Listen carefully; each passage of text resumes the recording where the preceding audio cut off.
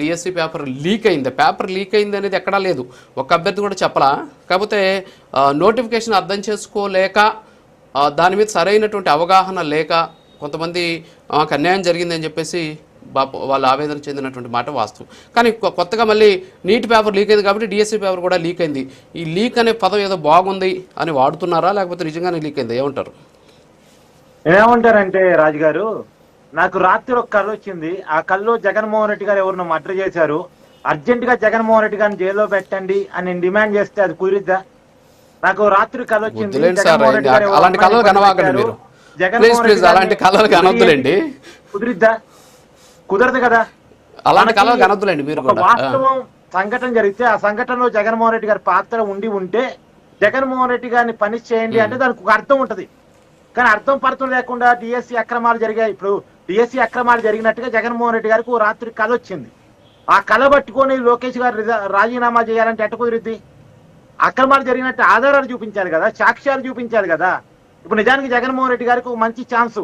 నారా లోకేష్ గారు సవాల్ విసిరారు, బహిరంగ చర్చకి సిద్ధం అన్నారు. మరి జగన్మోహన్ రెడ్డి గారు వెళ్ళాలి. ఇప్పుడు నిజానికి లోకేష్ గారు రెండో ఛాన్స్ ఇచ్చారు, ఆల్రెడీ ఒక ఛాన్స్ అయిపోయింది.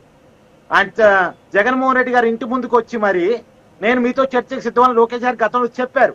ఇప్పుడు ఈ సెకండ్ టైం నిజంగా అక్రమాలు జరుగుంటే, అక్రమాలకు సంబంధించి ఆధారాలు జగన్మోహన్ రెడ్డి గారి దగ్గర ఉంటే అది తీసుకొని లోకేష్ గారి దగ్గరికి వెళ్ళాలి. అసలు నాకు తెలియకడుగుతండి, ఎప్పుడు మెగా డిఎస్సి జరిగింది? ఇప్పుడు ఎప్పుడు అంటే మెగా డిఎస్సి జరిగి కూడా సంవత్సరం దాటిపోయింది కదా. ఇప్పుడేంటి మెగా డిఎస్సి జరుగుతున్న సమయంలో మరి అక్రమాలు జరుగుతూ ఉంటే మరి ఆ రోజు ఎందుకు మాట్లాడదా? ఆ రోజు గుడ్డి గుర్రాన్ని పరుదవుతున్నారా, కోడిగుడ్డు మీద ఈకలు బీగుతున్నారా? ఆ రోజు మాట్లాడుకుంటే ఈ రోజు మాట్లాడటం ఏంటి? పైగా న్యాయ పోరాటం ఎందుకు చేయలేకపోతున్నారు? మీ పిటిషన్ కోర్టు ఎందుకు తీసుకోవట్లేదు? మొన్ననే కదా వైసీపీ టీచర్స్ ఎమ్మెల్సీ చదువుకున్నోడే పర్వతరెడ్డి చంద్రశేఖర్ రెడ్డి హైకోర్టులో పిటిషన్ దాఖలు చేశాడు. డిఎస్సీలో అక్రమాలు జరిగాయి, సిబిఐ ఎంక్వైరీ కావాలని పిటిషన్ దాఖలు చేస్తే ప్రాథమిక ఆధారాలు లేకుండా పిటిషన్ వేస్తారు. అసలు ఏదో క్యాజువల్ గా వేసినట్టుంది పిటిషన్ అని చెప్పేసి కోర్టు ముట్టికాయలు వేస్తే ఆ పిటిషన్ వెనక్కి తీసుకున్నాడు కదా పర్వతరెడ్డి చంద్రశేఖర్ రెడ్డి. లేటెస్ట్ గా వారం 10 రోజుల క్రితం జరిగింది ఈ సంఘటన. మరి ఎందుకు కోర్టు ముందు ఆధారాలు చూపించలేకపోయారు? ప్రాథమిక ఆధారాలు కనుక ఉంటే కోర్టులు చూపిస్తే కోర్టు సిబిఐ ఎంక్వైరీ చేసిద్ది కదా. ఎలాగైతే ఇప్పుడు నీట్ పేపర్ లీక్ అయిందండి, లీక్ అయింది ఈ మధ్యన, పోరాటం జరిగింది ఈ మధ్యన.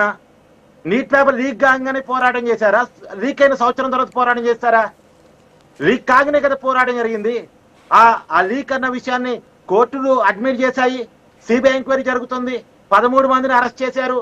ఇది నిజమే అని ప్రభుత్వం ఒప్పుకుంది, జరిగిన ఎగ్జామ్ రద్దు చేసింది, మళ్ళీ ఎగ్జామ్ పెట్టింది. తర్వాత ఇది నిజమని తెలిసిన తర్వాత యువతరం పోరాటానికి వచ్చింది. పోరాటానికి వచ్చిన తర్వాత దాని మీద ప్రధాని రాజీనామా చేయాల్సి